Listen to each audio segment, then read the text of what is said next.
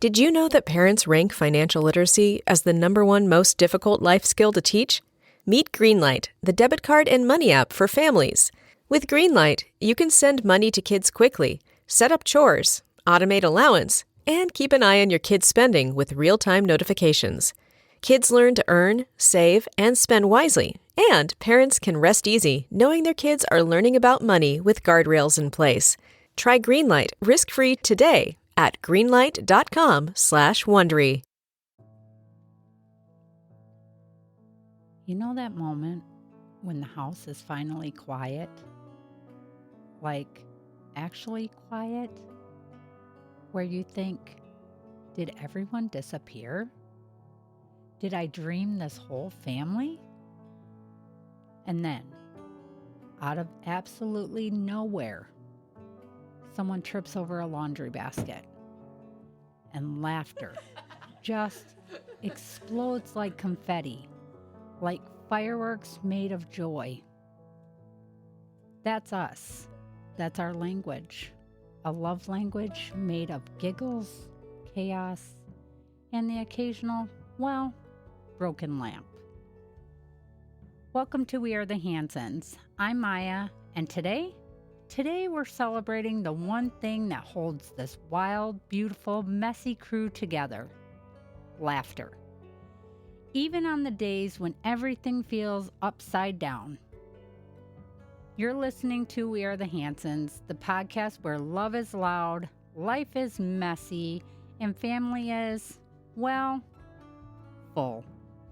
13 kids, 1 bathroom, endless stories, and a whole lot of laughter. Mornings in our house aren't just chaotic. They're a full soundtrack. Not always a good one, but definitely an original. There's the percussion section, pots, pans, and occasional plate that someone thought they could balance while running. There's the vocal section. Where's my shoe? Who took my hairbrush? Mom, can you? Mom, Mom. And then there's me, the conductor, standing in the middle of the kitchen, holding a spatula like a baton, wondering if anyone can actually hear me when I say, breakfast is ready. But here's the thing about chaos. Sometimes it creates the most beautiful moments. So one morning, this was maybe 8 months ago, one of the little ones, let's call her the artist, she grabs a giant bowl. I'm talking mixing bowl size, fills it with cereal, and I mean fills it, like structural engineering levels of cereal. Then the milk. And she's carrying it so carefully, both hands, tongue sticking out in concentration. She makes it 3 steps. Milk everywhere. Cereal floating like little life rafts in a dairy ocean. And this kid, she just freezes. Looks at me with these huge eyes like, Mom? I don't think I planned this part. One of the older kids, I think it was Madison, comes running in to help. Doesn't see the milk like forming on the floor. Steps right in it. For a second, nobody moves, nobody breathes. And then Maddie starts laughing. And suddenly, the whole room just erupts. The little one who spilled it, laughing so hard, she's sitting in the cereal puddle. Maddie on the floor, sliding back and forth like she's doing the worm. The other kids coming in to see what happened, slipping, catching each other, laughing until they can't stand. And I'm standing there, holding a dish towel, looking at the absolute disaster, and I'm laughing too. Because in those moments, you remember why the chaos is worth it. It's not about the mess. It's never about the mess. It's about what happens in the mess. Connection. Joy. The sound of your kids not caring about being perfect. just being alive. That's the soundtrack of our home. Not silence, not perfection, not order. Laughter. Okay. Let me tell you about the weekend. The one Courtney came home for a visit. The one that, well, will live in the family legend forever. So Courtney doesn't live at home, and she came to visit. And this particular weekend, she doesn't sleep in, which is, a luxury when you grow up in a house of 15 people. Like actual silence. No jumping on your bed. No toddlers screaming about missing socks at 6 a.m. She's dreaming peaceful, happy, and then she wakes up to this sound. Something wet. Something wrong. She opens her eyes, checks her phone, 7:30 a.m. She sits up, yawns, starts walking towards the kitchen for a drink, because that's what you do when you're home. You caffeinate before you adult. She rounds the corner in the kitchen, and there, on the floor, are eggs. Not like one egg, not like two eggs. We're talking a carton of eggs smashed everywhere. Shiny, slimy, a literal slip and slide made for breakfast protein. And standing in the middle of the egg apocalypse, proud as a peacock, arms covered in yolk, is Tristan. Tristan, buddy, what happened here? He made it slippery. He said it was like he'd won a science fair. Courtney looks at the floor, looks at Tristan, looks at the floor again, and I can see her brain trying to compute. Like, what do I do? Do I clean this? Do I call mom? Do I just leave the state? And then Morgan walks in. Morgan takes one look at the egg-covered floor, one look at Courtney, one look at Tristan's proud little face, and she grins. And I swear to you, these two growing girls look at each other like they're having a telepathic conversation. And Courtney says, "You thinking what I'm thinking?" And before I can even get out the words, "Please don't," Courtney runs and slides across the kitchen floor like she's stealing home base. This season, let your shoes do the talking. Designer Shoe Warehouse is packed with fresh styles that speak to your whole vibe without saying a word. From cool sneakers that look good with everything, to easy sandals you'll want to wear on repeat, DSW has you covered. Find a shoe for every you, from the brands you love, like Birkenstock, Nike, Adidas, New Balance, and more. Head to your DSW store or visit dsw.com today. I earned my degree online at Arizona State University. I chose to get my degree at ASU because I knew that I'd get a quality education, they were recognized for excellence, and that I would be prepared for the workforce upon graduating. To be associated with ASU, both as a student and alum, it makes me extremely proud, and having experienced the program, I know now that I'm set up for success. Learn more at asuonline.asu.edu. Morgan goes next. They're sliding back and forth like kids on an ice rink. Eggs flying, yolk on the walls. Tristan is losing his mind with joy, clapping and laughing, and I walk in. I walk into this. My kitchen looks like crime scene directed by Dr. Seuss. My grown daughters are covered head to toe in raw egg, sliding around like penguins, and they're laughing so hard they can't breathe. And you know what I did? I grabbed my phone and I took a picture, because this is who we are. My grown children sliding in raw egg, on purpose, choosing joy over cleanliness, choosing memory over, well, sanity. And I'm standing there thinking, this is our family. This is our language. This ridiculous, beautiful, sticky, hilarious language. We cleaned it up eventually. It took an hour. It was so worth it. Here's something I find absolutely fascinating. Laughter isn't just noise. It's not just air leaving your body in a weird rhythmic pattern. Laughter is chemistry. When you laugh, like really laugh, your brain releases endorphins. Those are your body's natural feel-good chemicals. The same ones you get from exercise, chocolate, hugging someone you love. But here's the kicker. Laughter also lowers cortisol. That's your stress hormone. The thing that makes you feel like you're drowning in to-do lists and worry. So every time you laugh, your body is literally giving you medicine.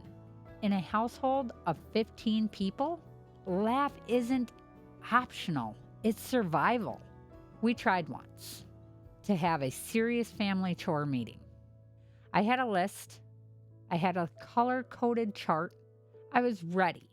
We were going to tackle the chore situation like adults, or at least like people who occasionally clean things. Everyone's sitting there, various levels of enthusiasm, which is to say, none. The older kids are on their phones. The middle kids are making faces at each other. The little ones are, vibrating. I start going through the list. Okay, so Monday through Wednesday, we need someone on, and one of the kids, I won't name names, but she knows who she is, mutters. And one of the other kids snorts, which makes another kid start giggling, which makes the little one start laughing even though they don't know why they're laughing. And suddenly someone falls off the couch. The whole room just explodes. I'm trying to regain control. I'm holding my chart up like, guys, we need to... And the chart rips in half, because of course it does. And at that point, I gave up. I sat down and I laughed too. Did chores get assigned that night?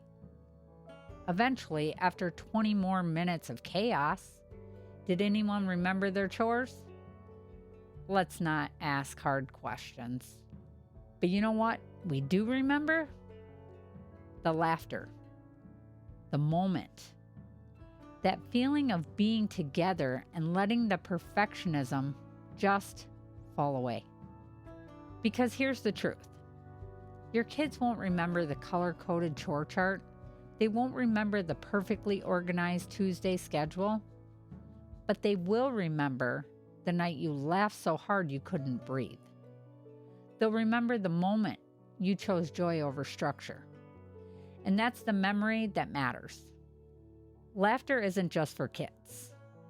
After 22 years with my husband, some of our most romantic moments are ones where we laugh so hard we can't breathe. And I know that sounds weird, right? Like when you think romance, you think candles, soft music, meaningful gazes across the table. And sure, those are nice. But you know what's more romantic? Accidentally snorting while laughing so hard you spit out your water. And your husband looking at you like you're the most beautiful thing he's ever seen. So we tried cooking together one night. And by tried, I mean we attempted to make a meal that didn't come from a box or involve chicken nuggets. We're in the kitchen. Kids are occupied elsewhere. Miracle. We've got music on. We're chopping vegetables like we're cooking in a show, feeling very sophisticated. And then the smoke started. Because we got distracted, we were talking and laughing, and I don't know, probably making eyes at each other like teenagers, and we completely forgot the pan. Smoke alarms are going off. We're running around trying to wave towels at the smoke detector. He's fanning with a dish towel. I'm opening windows. The dinner is, It's carbon now. And we just look at each other and start laughing. Not polite laughter, not oops laughter. Full body, can't breathe, tears streaming, have to sit down on the floor, laughter. We ordered pizza, ate it on the kitchen floor, still in our romantic dinner outfits, surrounded by the smell of burnt stir fry, and it was perfect. Here's what I've learned about laughter in marriage. It's the jokes whispered at night when you're supposed to be sleeping. It's the inside glances across a crowded room when someone says something only you two would find hilarious. It's the snort laughs during serious moments.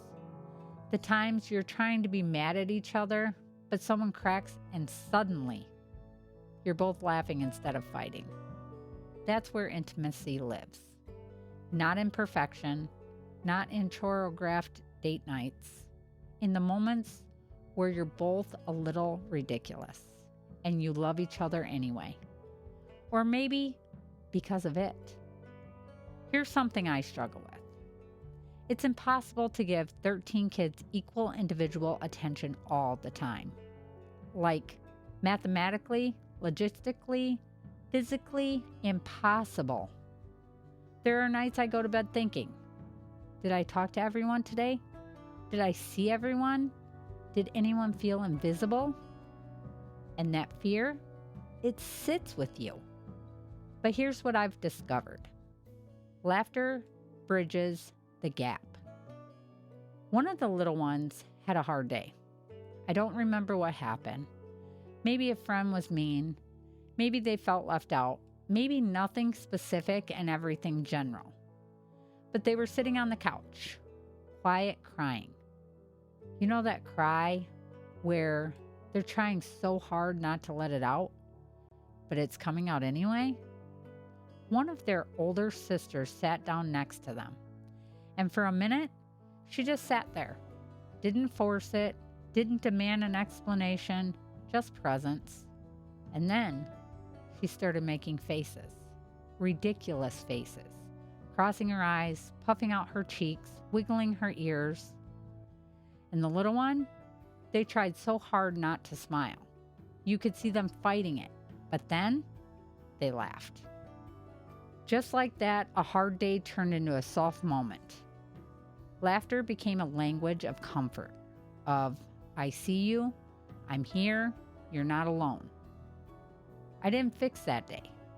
I didn't even know it was happening until later, but laughter did what I couldn't do in that moment. It connected them. When you have a big family, laughter becomes a shorthand. It becomes a way of saying I love you without stopping what you're doing. It becomes a way of checking in without formal sit-downs. It's the way we apologize after arguments, the way we celebrate tiny victories, the way we survive long car rides and short tempers and days that feel impossibly heavy. Laughter is our love language, and maybe it's yours too. Whether you have 1 kid or 13, whether your house is quiet or chaos, maybe laughter is how you say, we're going to be okay. Okay, so if you're listening and thinking, that sounds great, Maya, but my house feels heavy right now. How do I build more laughter into our life? I got you. First, turn chores into games. I know, you're rolling your eyes, but hear me out. Instead of, go clean your room, try, I bet you can't beat your record from last week. Or, let's see who can pick up the most toys before the song ends. Suddenly, competition. Suddenly, fun. Does it work every time? No.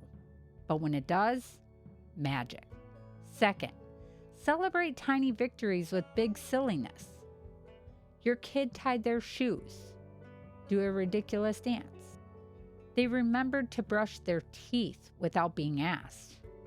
Act like they just won an Oscar. Make it absurd. Make them laugh at how over the top you're being. Because you're teaching them that joy doesn't have to wait for big moments. It can live in Tuesday morning in the boring parts, in the middle of nothing special. That's a gift that lasts forever. Third, and this is maybe the most important one, laugh at yourself first. If you burn dinner, laugh. If you trip over a toy, laugh. If you completely forget what you were saying mid-sentence because your brain is mush, laugh. Your kids are watching. They're learning how to respond to failure, to embarrassment, to imperfection. If they see you laughing at your own mistakes, they'll learn it's safe to be a human. And that's everything. Fourth, let your kids see you choose joy, because laughter, especially in hard seasons, is a choice. There are days when I don't feel like laughing, days when the weight of it all sits heavy. Bills, worries, exhaustion. That goes bone deep. But I've learned that joy isn't something you wait for. It's something you create. So sometimes I make myself laugh. I crack a joke. I do something silly just to break the heaviness. And my kids see that. They see me choosing light over dark. And they learn that they can too. That might be the most important thing I ever teach them. So wherever you are right now, if your house feels heavy, if laughter feels far away, start small. Find one moment today, one tiny ridiculous moment, and laugh. It builds, I promise. You know, when people ask me what it's like to raise 13 kids, I think they expect me to talk about logistics, system, schedules. And sure, those things exist, barely. But what I really want to tell them is that it's loud, it's messy, it's chaotic. It's 13 different personalities trying to share one bathroom. But more than anything, it's full of laughter. Last week, we had movie night. All 13 kids, both of us. Somehow, we fit on one couch, or around one couch, and on the floor, and draped over each other like puppies. And we started the movie, and within 10 minutes, someone made a joke about something on screen, and someone else added to it, and suddenly, we're not even watching the movie anymore. We're just laughing. And I looked around that room at all these faces, these beautiful, ridiculous, loud, messy faces. Kids ranging from 30 years old down to 8. All piled together, all laughing until their sides hurt. And I thought, this is what life's about. Not perfection, not Pinterest version of family, not filtered. Everyone's smiling at the camera version. This, the real, the messy, the moment where you're all together and laughing so hard you forget to be anything but present. That's everything. Laughter is more than noise. It's connection. It's healing. It's love made audible. It's the glue that holds us together when the days are long and the bathrooms are few and the cereal gets spilled and the eggs become a slip and slide. Laughter is our love language, and maybe it's yours too. Thank you for joining us on We Are the Hansons. Remember, in this family, laughter isn't just welcome. It's the first language we ever learned. Until next time, keep laughing, keep loving, and embrace the chaos.